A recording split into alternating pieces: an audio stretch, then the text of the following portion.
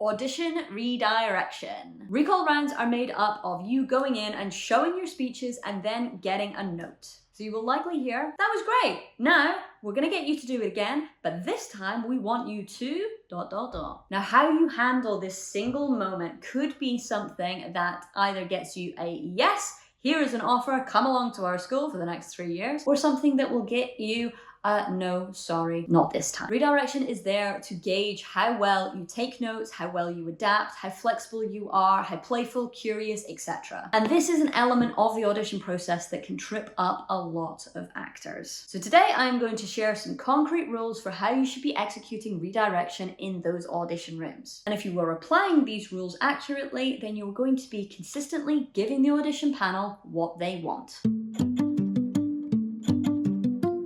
And if we haven't met yet, I am Louise. I am an audition panelist myself, and I have also been coaching actors to get into some of the top drama schools in the UK. And if you're interested in working with me one-to-one, then make sure that you check out the description box below for information on how you can do that. Now, redirection is notoriously hard to practice by yourself, and that is one of the reasons why I have developed the redirection wheel tool on my new online platform, act.cool. Basically, you spin the wheel and you get generated for you redirection notes that I have given myself as an audition panelist or other panelists have given in my presence. It is a really, really good way of practicing the skill ahead of time and getting nice and flexible and adaptable with your work. And if you're interested in trying it out, then all of the details are below. Now, let's get into the redirection rules. Rule number 1, the timing sweet spot. Don't hesitate, but don't start before you're ready. There is a really specific sweet spot here. So you are going to get your redirection note, and if you launch into it immediately without even thinking about it or without even being ready,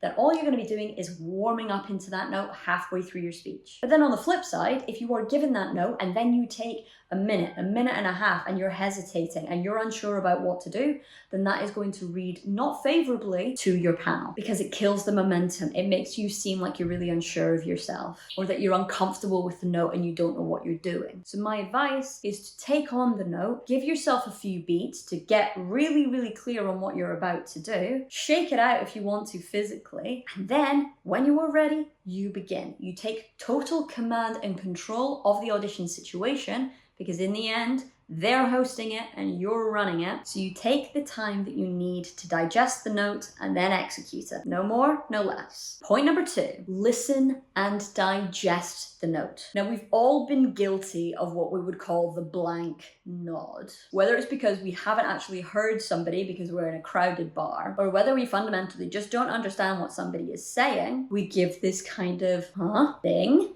And if you're doing that when you're getting a redirection, then the likelihood is you're gonna launch into your speech with absolutely no idea what you're doing, and they are definitely going to see that you are not taking on that note. Why? Because you haven't listened to it. Mostly because when we're in that kind of high stakes, nervous energy environment, like an audition, we get into some kind of fight-flight mode. Our brain refuses to take on any more information. So although we can hear what they're asking, we're not taking it on. We're not properly listening to it. So the best thing to do is try to work from a place of ease. And I know that is way easier said than done, but if you let the nerves get to you, then you're not going to be able to take on that redirection. And it is really key that you do, because a massive part of being a professional actor is the ability to take on notes. So you've got to engage your brain, your lovely prefrontal cortex, that is all about reasoning. You've actively got to say to your brain, okay, it's time to listen. You're about to be given a note. And it short circuits something. It actually stops you